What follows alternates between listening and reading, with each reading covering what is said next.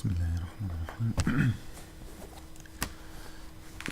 إن الحمد لله نحمده ونستعينه ونستغفره ونعوذ بالله من شرور أنفسنا ومن سيئات أعمالنا من يهده الله فلا مضل له ومن يضلل فلا هادي له وأشهد أن لا إله إلا الله وحده لا شريك له وأشهد أن محمدا عبده ورسوله يا أيها الذين آمنوا اتقوا الله حق تقاته ولا تموتن إلا وأنتم مسلمون يا أيها الناس اتقوا ربكم الذي خلقكم من نفس واحدة وخلق منها زوجها وبث منهما رجالا كثيرا ونساء واتقوا الذي تساءلون به والأرحام إن الله كان عليكم رقيبا يا أيها الذين آمنوا اتقوا الله وقولوا قولا سديدا يصلح لكم أعمالكم ويغفر لكم ذنوبكم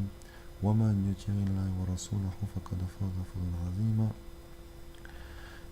إن خير كلام كلام الله وخير حديث محمد صلى الله عليه وسلم وإن شر الأمور محدثاتها وكل محدثة بدعة وكل بدعة ضلالة وكل ضلالة في النار وبعد. Donc on commence aujourd'hui Inch'Allah le quatrième cours dans Usul al-Thalatha, c'est-à-dire les trois fondements, le livre de Cheikh Mohammed ibn Abdul Wahhab rahimahullah, selon l'explication de Cheikh Mohammed Ibn Salih al-Usaymin.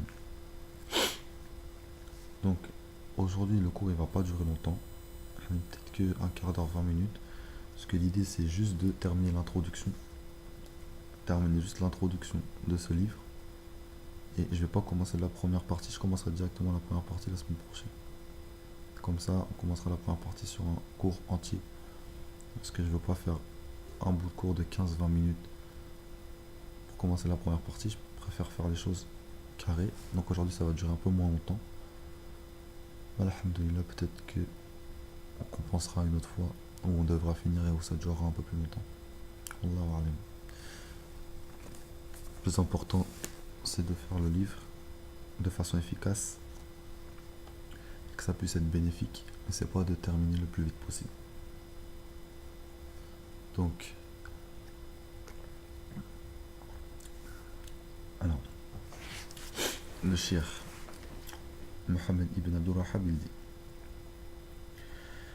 فإذا كلا لك ما أصول ثلاث التي يجب على الإنسان معرفته فقال معرفة عبد ربه ودينه ونبيه محمد صلى الله عليه وسلم.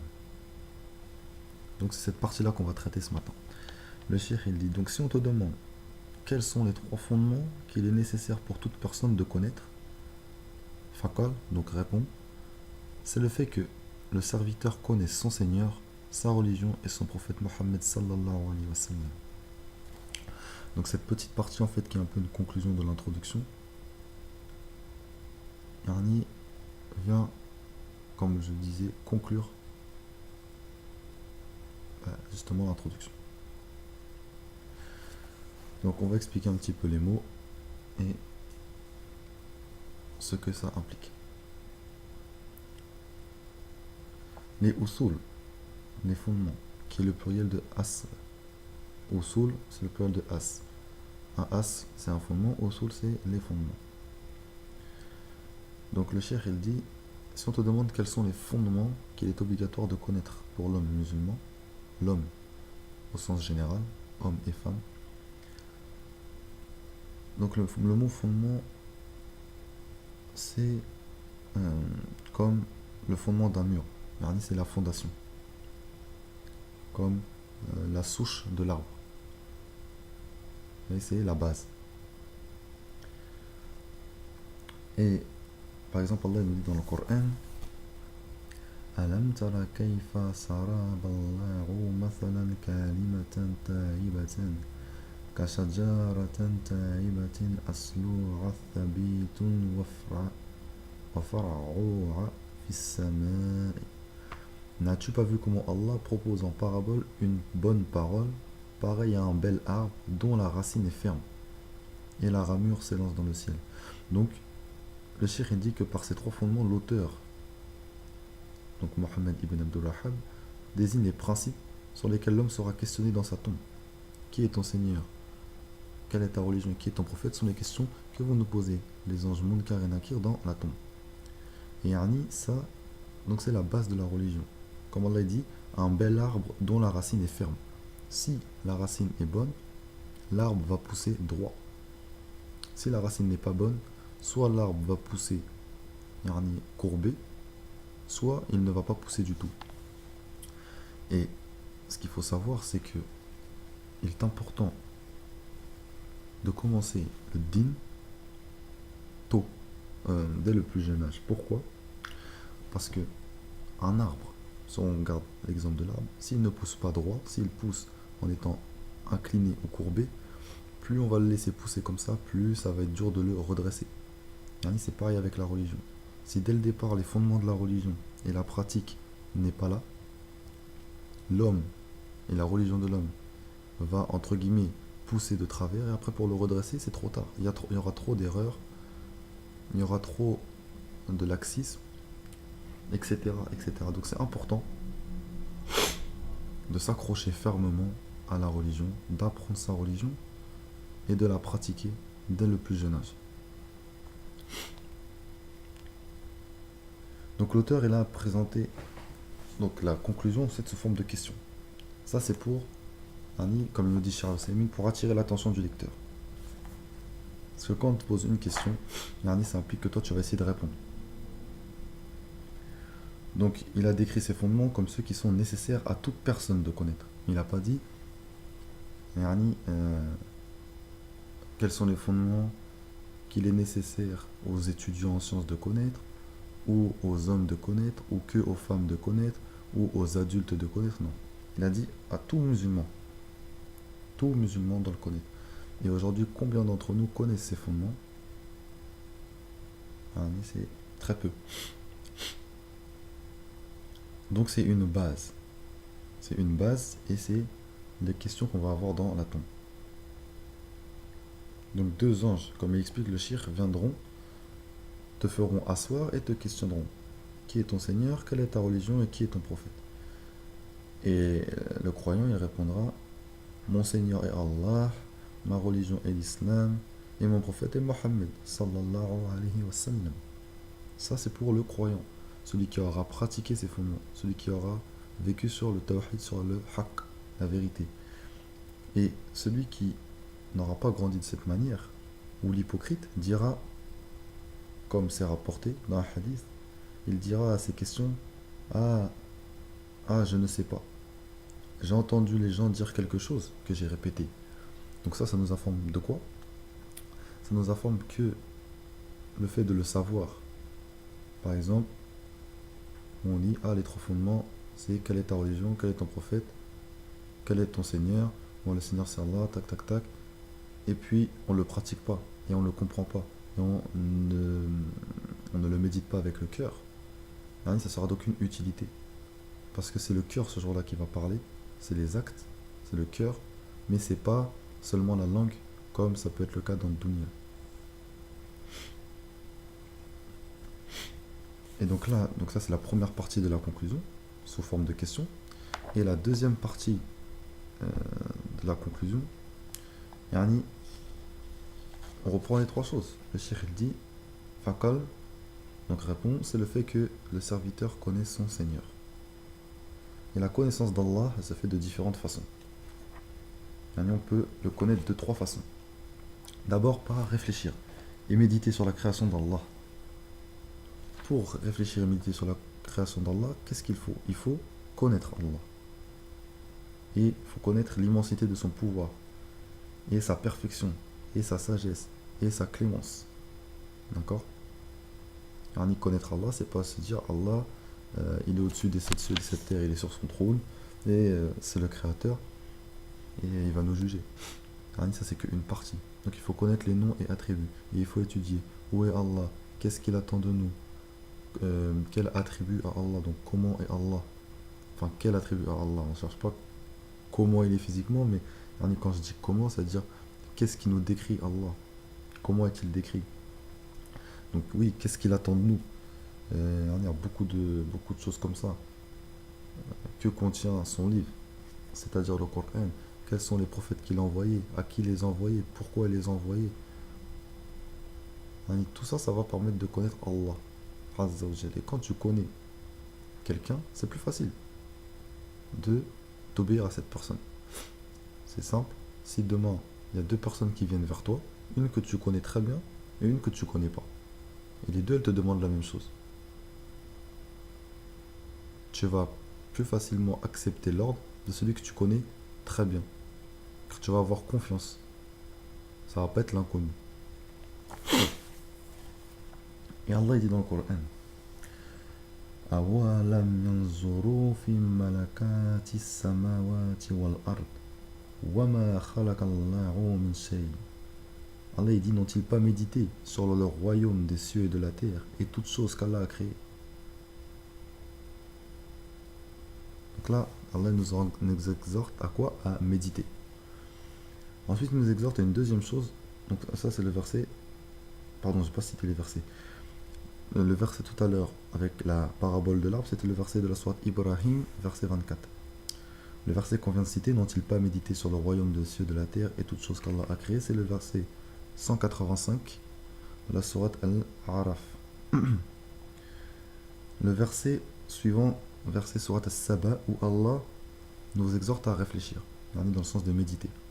Allah il dit قُلْ إِنَّمَا أَعِظُكُمْ بِوَاحِدَةٍ أَن تَقُومُوا لِلَّهِ مُثْنَى وَفُرَادَى ثُمَّ تَتَفَاكَرُوا.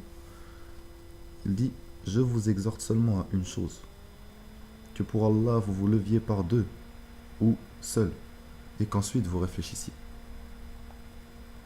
Et il dit aussi dans un verset qui est plus connu, dans la sourate Ali Imran, verset 190, إِنَّ فِي خَلْقِ السَّمَاوَاتِ وَالْأَرْضِ وَاخْتِلَافِ اللَّيْلِ وَالنَّهَارِ الْآيَاتِ لِأُولِي الْأَلْبَابِ.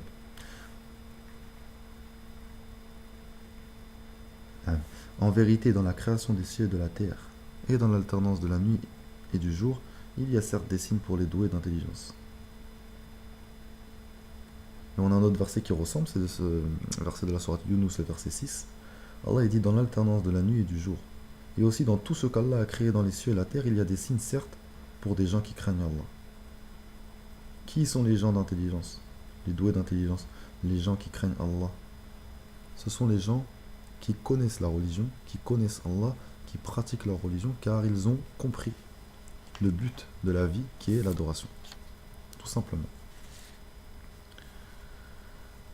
Donc ça c'est important. Le deuxième point, une fois qu'on a donc médité sur, la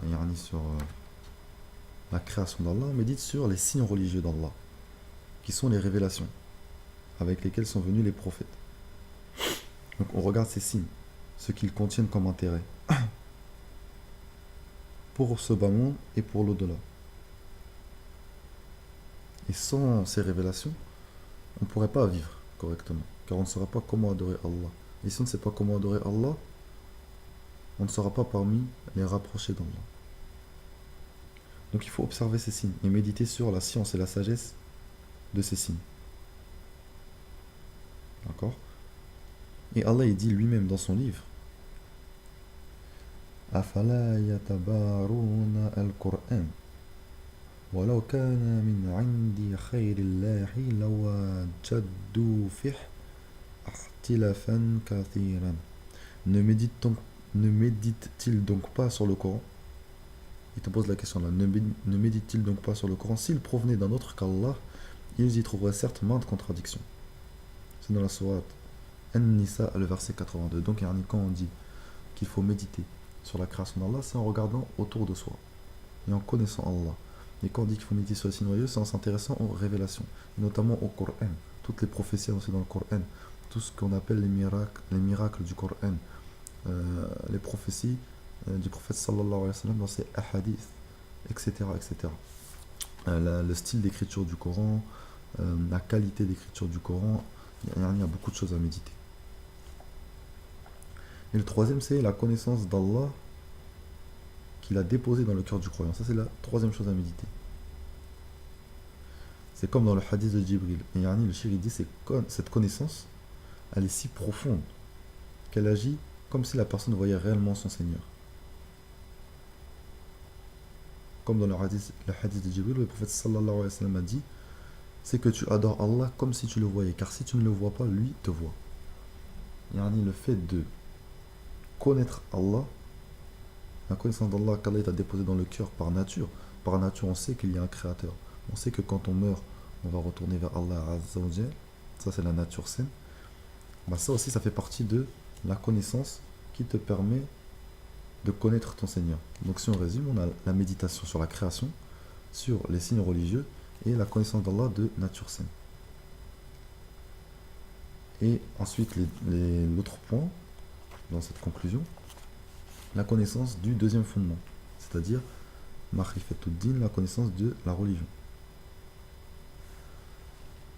Donc, celle qu'il a été ordonné aux musulmans de pratiquer, ainsi que la connaissance de ce qu'elle contient, donc comme sagesse, comme clémence, comme intérêt, comme protection, etc. Et celui qui médite vraiment sur la religion et qui se base sur le Coran et la Sunna, il reconnaîtra qu'il s'agit d'une religion de vérité.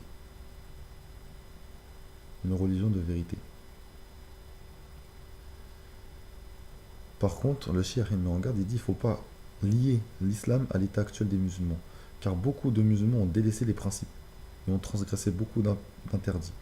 Au point où vivre parmi eux dans certains pays musulmans est comparable au fait de vivre dans un environnement non islamique. Comme on peut voir aujourd'hui dans des villes comme Alger ou Tunis, où les villes elles sont connues, où ils vivent à l'occidental. Et c'est des villes, même si tu es dans les pays musulmans, qui sont comme des villes de kuffar, au niveau de l'attitude des gens. Et donc aujourd'hui, beaucoup de gens ont délaissé leur religion. Et ça, c'est un gros souci. C'est un gros problème qu'on trouve partout. Vous voyez les gens qui sortent, les frères musulmans, enfin les frères musulmans, quand je parle des frères musulmans, c'est pas le groupe, mais les frères en général, qui sortent en jean, en basket, avec des dégradés, les barbes rasées, des piercings, et des chaînes, et des grosses montres, et des bracelets. Ils roulent avec la musique à fond dans la voiture, comme s'ils étaient dans des clips à Las Vegas. Et on a les sœurs qui portent des slims ou des mini-jupes, ou des fois on a l'impression qu'elles portent rien. Elles sont maquillées, on n'a jamais vu ça.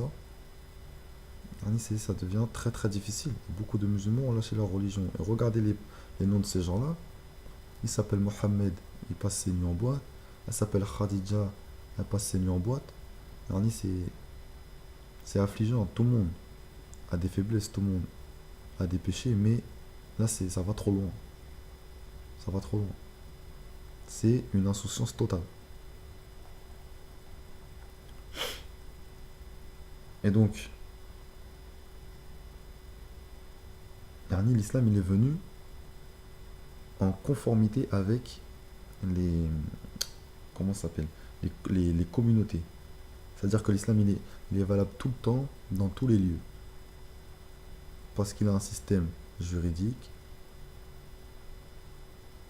il a des règles bien précises, qui fait qu'on peut pratiquer l'islam partout, à n'importe quel moment. Toute la journée, toutes les années, dans n'importe quel endroit de la Terre. Et comme c'est un système parfait, comme c'est une religion parfaite, elle s'adapte à tous les systèmes politiques. Si l'islam était accepté, toléré, ne serait-ce que toléré, on pourrait pratiquer son islam partout. On pourra pratiquer son islam partout, car ça s'adapte à tout système. Et donc cette religion, elle enjoint les bonnes œuvres et elle interdit les mauvaises actions. Donc, dans un même ordre d'idée, elle enjoint le comportement noble, vertueux, et elle interdit tous les mauvais caractères. Et enfin, et on va finir là-dessus, le troisième fondement, c'est le serviteur doit connaître son prophète Mohammed sallallahu alayhi wa sallam. Et comment on va connaître le prophète Mohammed sallallahu alayhi wa sallam? C'est pas en regardant la télé. c'est pas en regardant la télé, où ils vont vous dire n'importe quoi. Et après, on a des musulmans qui viennent s'étonner et se dire, ah, mais le prophète sallallahu alayhi wa sallam, il a fait ça, il a fait ça, il était comme ça, il a dit de faire ça. C'est faux. Si vous voulez connaître Mohammed sallallahu alayhi wa sallam, c'est en étudiant sa vie, ses actes, son caractère, sa darwa, son combat, sa voix. Donc il faut absolument, et c'est important, et c'est déterminant pour toute personne qui veut augmenter la connaissance de son prophète et sa foi, étudier sa biographie et ses périodes de guerre, et ses périodes de paix, et ses moments de vie difficiles, et ses moments de vie faciles, et ses femmes, et son mariage, et sa hijra, et sa naissance, et sa mort. Voilà. Yani, ça vient conclure la première partie. Et ce que je voulais euh, rajouter par rapport au prophète Mohammed sallallahu alayhi wa sallam, c'est que chaque musulman, ou même par rapport au fait de connaître sa religion et son Seigneur, c'est que chaque musulman dit plusieurs fois dans la journée Ashhadu an la ilaha illallah wa ashhadu anna Muhammad Rasulullah, après les salats, pendant les salats, pendant le tashahhud, les deux tashahhud. Hein, on le dit souvent. Et on dit qu'Allah est le seul digne d'être adoré et que Mohammed sallallahu alayhi wa sallam est son messager. Mais si on pose les questions, où est Allah? Qui est Allah? Quels sont les attributs d'Allah? Citez-moi 10 noms d'Allah. Qu'est-ce qu'Allah attend de nous? Quels sont les livres qu'Allah a révélés? Pourquoi il les a révélés? Où il les a révélés? À qui? Quand? Yani, toutes ces questions, on ne saura pas répondre. De la même façon, où est né le prophète Mohammed sallallahu alayhi wa sallam? Quels sont ses parents? Où est-il mort? Où a-t-il vécu? Quels sont ses compagnons? Quelles sont ses batailles? Quelles sont ses expéditions? Yani, tout ça, on ne connaît pas. On ne connaît pas et ça, c'est un grave problème. Parce que tous les jours, on dit j'atteste qu'il n'y a nulle divinité digne d'être adorée ce n'est Allah et on ne connaît pas Allah. Et j'atteste que Mohammed sallallahu alayhi wa sallam est son messager et on ne connaît pas le prophète sallallahu alayhi wa sallam. Il faut se poser les bonnes questions. Il faut se poser les bonnes questions. Je ne pense pas que ça va tuer une personne d'acheter un livre sur la biographie du prophète sallallahu alayhi wa sallam et de lire chaque jour ne serait-ce que 10 pages et de finir un livre en 2 mois. Il faut réfléchir. Il faut savoir où sont nos priorités. Je ne pense pas que lire un livre sur les noms, les attributs d'Allah, sur la description d'Allah, la connaissance d'Allah, en lisant 10 ou 15 pages par jour, si ça prend 2 ou 3 mois ou en écoutant des doulos, ça va tuer une personne. La seule chose que ça peut engendrer, c'est un bien-être dans la foi, une meilleure compréhension de la religion, une meilleure pratique. Et ça peut que être bénéfique. Et donc, le cheikh finit l'introduction en disant nous demandons à Allah qu'il fasse de nous des personnes qui suivent son prophète, aussi bien intérieurement qu'extérieurement, et qu'il nous fasse mourir dans cet état. Il en est certes le maître est capable de réaliser cela. Voilà.